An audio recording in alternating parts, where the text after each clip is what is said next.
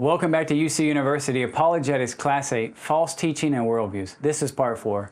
If you missed Parts 1, 2, or 3, you can find them on our UC University playlist by searching Union Church Rio at YouTube. So now we turn to New Age spirituality. Let's start with some facts. New Age spirituality is an umbrella term that describes a contemporary religious movement, not an organized religion.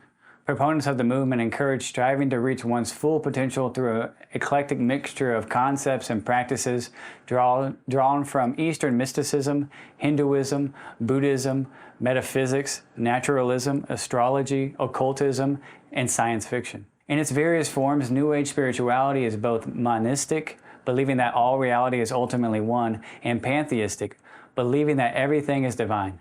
Unlike organized religions, New Age spirituality has no founding figure, structured leadership, official headquarters, or authoritative writings that are accepted by all proponents. New Age spirituality has held considerable sway over Western culture over the past 3 decades. References to the New Age come from the world of astrology. Roughly every 2,100 years, proponents argue, we enter a new astrological age that corresponds to one of the 12 signs of the zodiac. The exact date of the transition is disputed, but most astrologers maintain that we transition from the age of the Pisces to the age of Aquarius sometime in the 20th century. The contemporary New Age movement originated in the late 1960s and the early 1970s, concurrent with the hippie countercultural movement. The Beatles popularized Eastern mysticism and monastic religion in the mainstream America after returning in 1965 from a trip to India, where they practiced transcendental meditation with the Indian guru Maharishi Mahesh Yogi. The 1967 musical Hair promoted the astrological elements of the New Age movement with its catchy opening number, which is asserted, "This is the dawning of the age of the Aquarius." In 1969, the promoters of the music festival Woodstock popularized it as an Aquarian exposition, 3 days of peace and love. Academy Award-winning actress Shirley MacLaine promoted the New Age ideas of reincarnation and past life experience in her 1984 book, Out on a Limb. In 1989, Deepak Chopra published his book, Quantum Healing, which claims to integrate modern scientific concepts into Eastern mystical framework with the goal of healing the body. Eckhart Tolle, author of The Power of Now and a New Earth, is among the most well-known proponent of the New Age movement today. In a 2008 article, the New York Times called Tolle the most popular spiritual author. Prominent media personality Oprah Winfrey continues to be one of the most vocal proponents of the New Age ideas. So let's look at some beliefs. It is nearly impossible to set out any systematic doctrine associated with the New Age movement, since it borrows from many religious and esoteric traditions. However, New Age proponents hold in common several broad ideas. Number 1, cosmological determination. According to astrologers, the movement of the stars and other heavenly bodies determines cultural and societal, as well as individual development. Accordingly, humanity has moved out of the age of Pisces, in which we sought to discover our identity and existence, into the age of Aquarius, in which we seek total peace and unity. Having collectively moved into a new era, we are to embrace the cultural changes that coincide with the current astrological age. This shift has already had an impact on every person and will continue to do so. All that we learned from our parents and all that our parents learned from their parents was a result of the influence of the Piscean age and must now be largely abandoned. In the age of the Aquarius, we learn we must accept ourselves as people who do not need to believe in anything that lies outside of ourselves. All that is in us and all that is in the universe is God. Therefore, to gain unity and balance with God, we must seek to embrace what is happening in this present Aquarian age as the divine expresses itself in us and in others. This form of pantheism attributes to the created order something that belongs exclusively to the eternal sovereignty of God. Number 2, monistic energy. Proponents of the New Age movement believe that God and the universe are one in substance. The New Age movement rejects biblical monotheism in favor of monism and pantheism. Proponents of the New Age believe that there is divine energy inherent in every part of the universe. In order to regain energy or power from the universe, one must attain harmony with every aspect of the universe. In the New Age movement, the means of achieving harmony and regaining personal power are exceedingly diverse. To achieve this unity, practitioners encourage the use of ancient and modern forms of meditation, seances, divination, numerology, and incantation. Many New Age proponents believe that practicing yoga will enable them to advance the New Age quest for balance and harmony. New Age spirituality has held considerable social sway over Western culture over the past 3 decades. An estimated 1 in 3 Americans accepts various elements of New Age teachings. Number 3, self-deification. The New Age movement teaches that we have everything in ourselves necessary to achieve fulfillment. The self is the highest good. We exist to guide ourselves, heal ourselves, and fulfill our own destinies. Many who embrace New Age practices believe in karma and reincarnation. As in Hinduism, the ultimate goal of the New Age movement is to achieve oneness with the divine. Adherents of the New Age spirituality reject biblical doctrines of the fall, the sinfulness of man, and the depravity of man, the need for an atoning sacrifice, and the need for a mediator between God and man. So that raises a question. Why do people believe this form of false teaching?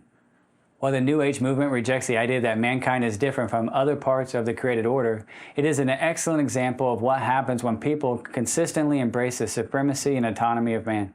The idea that we have the power in ourselves to progress, achieve harmony with our universe, and to guide our own destiny is supremely attractive to follow men and women who want peace and freedom, but not on God's terms. Let's turn now to some agreements and disagreements with the Bible. First, divine sovereignty. Contrary to the New Age movement, Scripture teaches that the living God works out His eternal sovereign decree in the works of creation and providence. The Creator maintains His sovereignty, and the creation maintains its dependence on Him. Herman Bavinck said, "The theism of Scripture posits a connection between God and the world, simultaneously maintains the absolute sovereignty of God and the complete dependence of His creatures, thus avoiding both the error of pantheism and that of deism. The triune God is sovereign over all His creatures and all their actions. There is nothing that lies outside of His eternal plan. God has not invested creation the ultimate power to determine the course of social and cultural ideologies. Neither is He part of the created world. God lies outside of time and space, dwelling in eternity." Number 2, divine power. Scripture teaches that God is infinite in power. The triune God upholds the world by the word of His power. All creation is utterly dependent on God for all things. God has not invested an independent power into creation. Rather, He has made known His power through the preaching of the cross. In the message of Christ crucified, God exhibits and imparts His saving power to those who believe. The unity that we desire with God and creation is achieved only through the saving work of Jesus. By His death on the cross, Jesus unites believers to God and to other believers. Number 3, divine purpose. The Bible reveals that God is the highest good. God created man to glorify Him by fulfilling His holy purpose in the world. When God created the world, He made every living thing according to its kind. God created man after His own image, distinct from other living things in the universe. He commissioned man to rule over the rest of creation. After the fall, God fulfilled this creational mandate through the death and resurrection of Christ. By His atoning death on the cross, Jesus secured the new creation. He now sits at the right hand of God as the head of a redeemed humanity. On Judgment Day, those who have been redeemed by Christ will rule with Christ, judging the unbelieving nations and fallen angels. Redeemed humanity will never become divine. There will always be a distinction between the Creator and the creature. How can you share the gospel with someone who believes this false teaching? First, focus on the being of God. Proponents of the New Age spirituality need to understand that the biblical teaching on the nature and attributes of God. God is the self-existent and self-sustaining source of all life. While many who are involved in the New Age practices speak of God in general terms, they do not know Him as the infinite and eternal God of Scripture. Since New Age beliefs is monotheistic and pantheistic at its core, it is vital that adherents have Christian theism explained to them from Scripture. The triune God is transcendent. Man is finite. Explain that God of the Scripture is spirit, infinite, eternal, and unchanging in all His divine perfections. Number 2, focus on the creator-creature distinction. When witnessing to those who hold to the New Age beliefs, it is vital to explain the doctrine of creation. Seek opportunities to talk about the biblical teaching on God's creation of man uniquely in His image. Like all monistic religions, New Age spirituality removes the distinction between the Creator and the creature.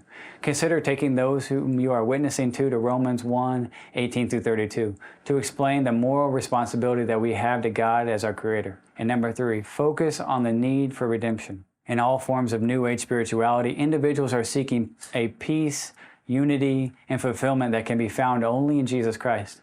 To help rescue someone who is ensnared in New Age teaching, seek to use the law of God to reveal the sinfulness of man and our need for the atoning sacrifice of Jesus. Focus on the fall of man and the ultimate consequences of sin. Explain why we need a mediator between God and man who reconciles man to God by taking the sin and punishment man deserves because of his sin, and obtaining a righteousness for his people that they can never achieve on their own.